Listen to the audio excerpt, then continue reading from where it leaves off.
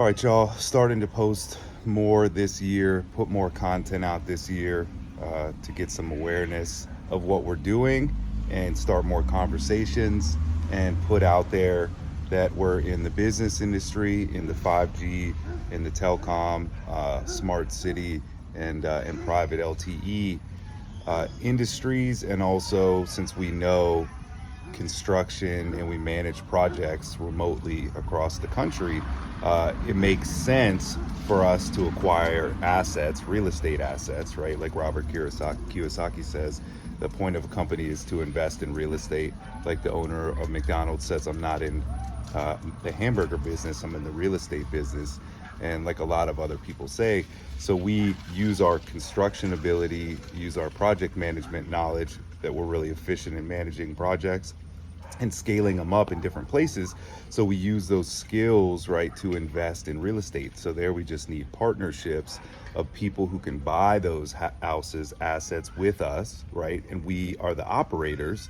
And then we upgrade them, put a renter inside, right, and split those profits. So it's both a partnership and a construction knowledge, project management, and an efficiency thing that we're doing there. So that's our two streams. And the reason for that is just like anything else in any portfolio, right? As a company, when it starts, we don't take any capital. We didn't take any capital because I was already in the industry. I was able to just get a project.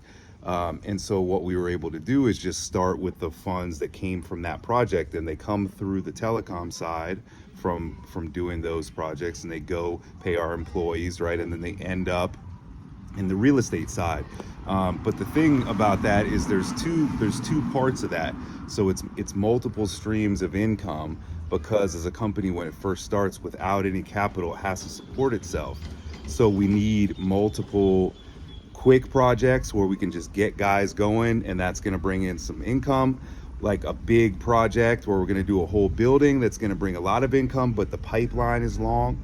So we're doing multiple streams of income because we didn't take any capital.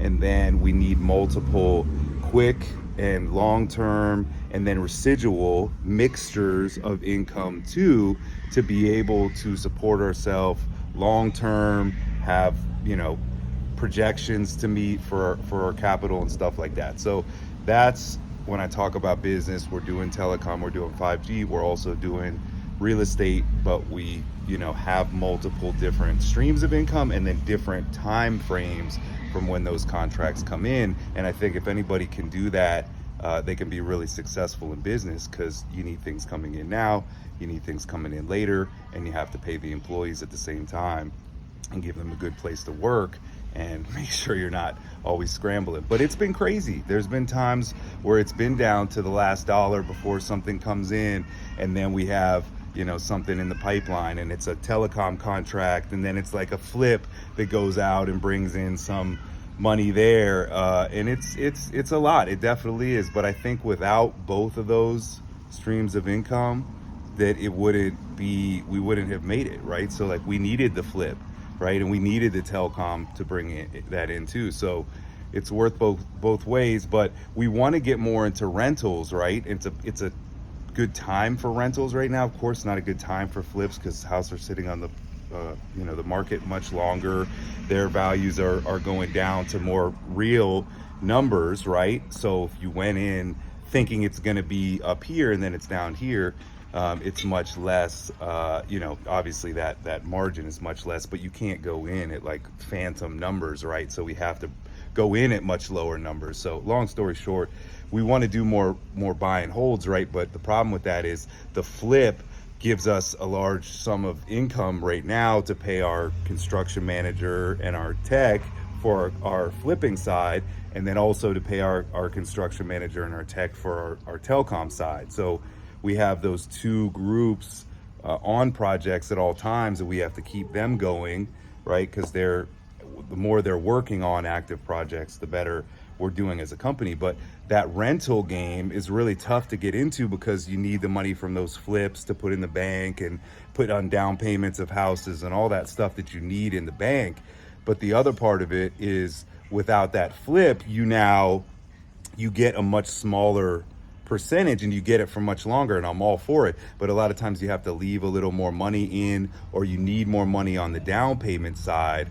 And remember, we have an active construction crew that's doing these renovations, right? Doing these remodels, right? Which we keep it internal. We can lower that cost a lot. So that's a really efficient process. But to do it in the rental game, like, we need a good amount of flips that came in to just have a solid account, or to grow our partnerships with other people into them investing with us. And so we can have that capital to deploy, keep our construction crew. Because trust me, when you find a good construction crew, it is like gold, man. You know, keep that. And we always try to have them always doing things and have them working. So that's what we're doing in Telecom and in Telecom Investments. It's two companies. They seem crazy and people see, oh, investment, real estate, it doesn't make any sense, construction, but it really does when you boil it down. And then there's some other long-term strategies that being in real estate actually helps us with in the telecom industry too, for the future too. So that's where we're at.